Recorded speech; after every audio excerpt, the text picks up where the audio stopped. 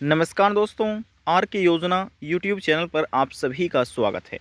Pension से संबंधित एक और नया ताज़ा अपडेट लेटेस्ट न्यूज़ आप सभी पेंशन लाभार्थियों के लिए लेकर हाजिर हो चुके हैं।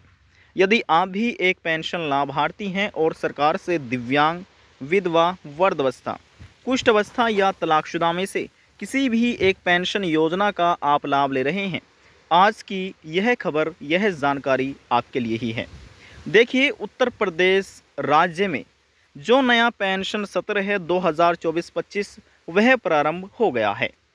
अब अप्रैल मई जून माह की पेंशन कब आएगी और पेंशन लाभार्थियों की जो पिछले महीने की रुकी हुई पेंशन है वह रुकी हुई पेंशन सरकार कब ट्रांसफ़र करेगी।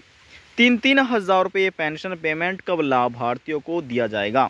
सभी सवालों का जवाब इस वीडियो के माध्यम से आपको मिलने जा रहा है। वीडियो की शुरुआत करने से पहले हमारा आपसे निवेदन है, यदि आप हमारे चैनल पर पहली बार आए हैं तो चैनल को सब्सक्राइब ज़रूर कर लीजिएगा। साथ ही बेल आइकन के बटन को प्रेस करना ना भूलें, ताकि जो हमारी वीडियो का नोटिफिकेशन है वह सबसे पहले आपको प्राप्त हो और आप सबसे पहले ही उसका लाभ उठा सके। चलिए वीडियो की शुरुआत कर लेते हैं। देखिए, यूपी में पेंशन कब आएगी और अप्रैल मई जून महीने की सरकार पेंशन कब ट्रांसफ़र करेगी, उससे पहले आपको कुछ पेंशन के नियमों के बारे में समझना होगा, फिर आप आसान तरीके से इसको भी समझ सकेंगे। देखिए, उत्तर प्रदेश के मुख्यमंत्री योगी आदित्यनाथ की सरकार की तरफ से उत्तर प्रदेश राज्य के जो अधीन आने वाले विकलांग है, कुष्ठ अवस्था है, दिव्यांग या फिर वृद्धावस्था या विधवा महिला या तलाकशुदा महिला, इन सभी को सरकार 1,000 रुपये प्रति महीना पेंशन राशि देते हैं। देखिए, यहाँ पर ये हर महीने बैंक खातों में ट्रांसफ़र नहीं की जाती, ये की जाती है 3 महीने के अंतराल पर, यानी कि तिमाही पेंशन।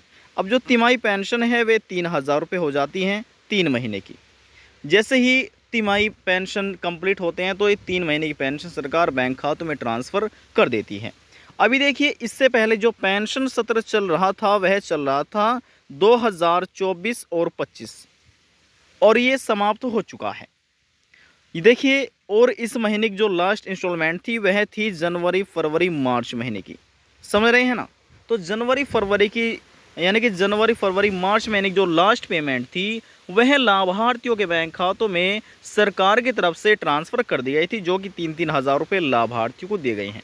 हालांकि कुछ ऐसे पेंशन लाभार्थी अभी भी रह गए हैं जिनके बैंक खाते में ये 3 महीने की पेंशन ट्रांसफ़र ही नहीं की गई है।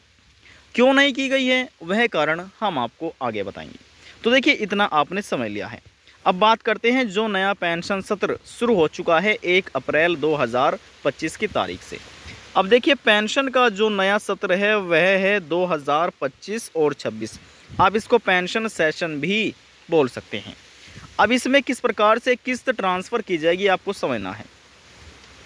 सबसे पहले है अप्रैल, मई और जून महीने की, ये आप इसको पहली इंस्टॉलमेंट या फर्स्ट क्वार्टर भी बोल सकते हैं।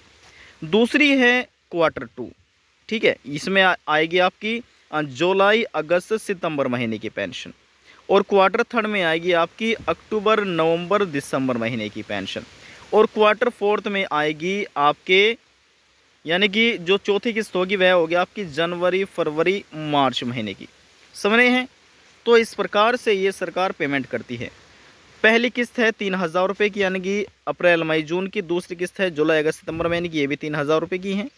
और क्वार्टर 3 की अक्टूबर, नवंबर, दिसंबर की, ये भी 3 महीने की हैं। और क्वार्टर 4 की जो है जनवरी, फरवरी, मार्च की, ये भी 3 महीने की हैं।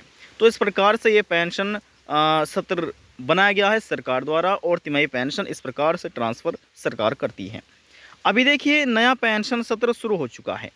2024-25 की जो पहली किस्त होगी वह होगी अप्रैल, मई, जून की। और ये अप्रैल, मई, जून की सरकार कब ट्रांसफ़र करेगी। अभी देखिए, ये वर्तमान में अप्रैल माह शुरू हो चुका है, अप्रैल महीना प्रारंभ हो चुका है, ठीक है ना।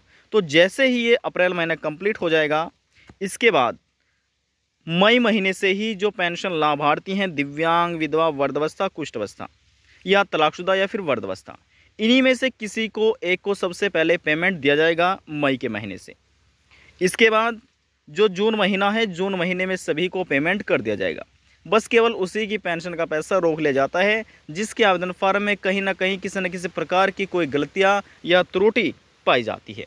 जैसे कि किसी का पेंशन का ई-केवाईसी पूरा ना होना या बैंक खाते से आधार सीडिंग ना होना, जिसे एनपीसीआई डीबीटी आप बोल सकते हैं, जिसका कार्य पूरा नहीं है और जिसके आवेदन फार्म में कहीं ना कहीं किसी न किसी कुछ प्रकार की गलतियां हैं, तो कृपया करके देखिए, उत्तर प्रदेश में 75 ज़िले हैं।